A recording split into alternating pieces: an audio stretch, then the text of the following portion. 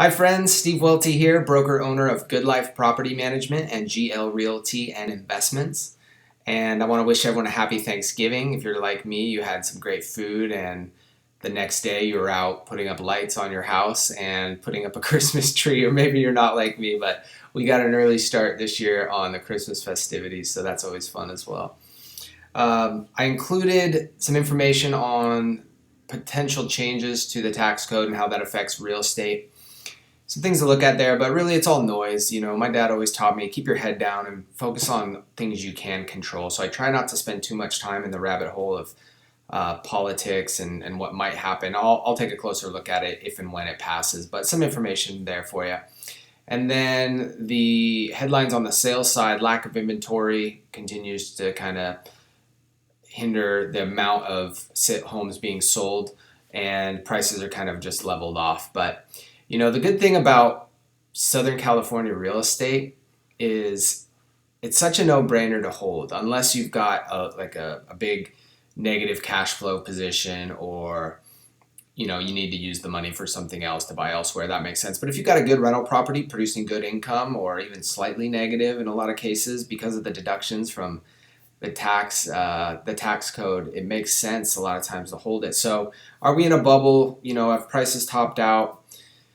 You know, maybe. You know, I don't think we're gonna see anything like we did in the past, but you know, it could change to more of a normal market or do a pullback, you know, 5-10%, you know, maybe in a few years. But I really still see upside for the next few years at least. So also, if you're like me and you're just in the game to hold for 30 years, you know, the place is going to be double or triple what it's worth now in 30 years. So, you know, hold a good piece of real estate in Southern California if you can. If you got to sell, that makes sense sometimes. But I'm more of a long-term play as far as and long-term optimist as far as real estate in Southern California.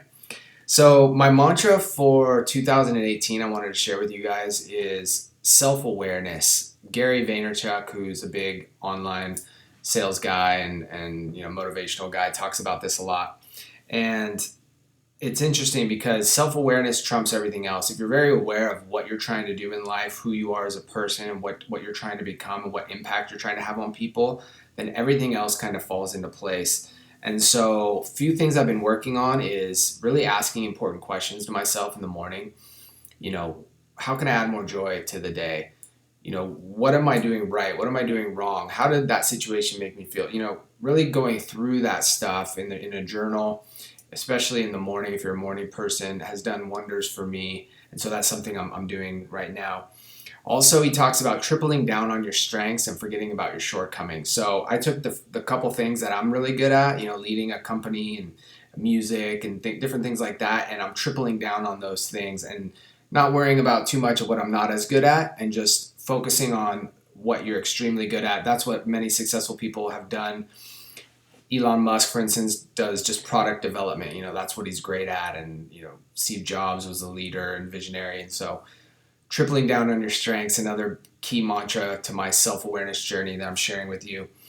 Also, goal setting, which is part of self-awareness, becoming very clear on what you want. You know, a lot of times we want to expand our businesses or make more money, or you know, but what does that mean? What do we really want it for? So that kind of comes back to the why and why you're doing what you're doing. So really examining that. And, you know, setting goals that are 10x goals. So we set a 10x goal for growth at Good Life Property Management. We want to, in 5 years, manage 3,000 homes. And so to do that, we have to become a 10x better company, because if you just have a 2x goal or a 3x goal, you can just pedal faster and you'll get there eventually. But if you set a 10x goal, you actually have to transform and really become extraordinary to be able to have that many people benefit from your service, that they continue to use you. And so we're really excited about constantly grinding and making the experience for the client as good as possible. And we appreciate, you know, your business and allowing us the opportunity to serve in that capacity. And lastly, it kind of ties in back into self-awareness, is clarity. So I'm taking extra time each day, at least 15 minutes, but sometimes 30, 45 minutes, just planning my day, sitting with my day, looking at the calendar. Okay, if I only did these things, would I feel good about my day? So just slowing way down has been huge for me in the last couple of years.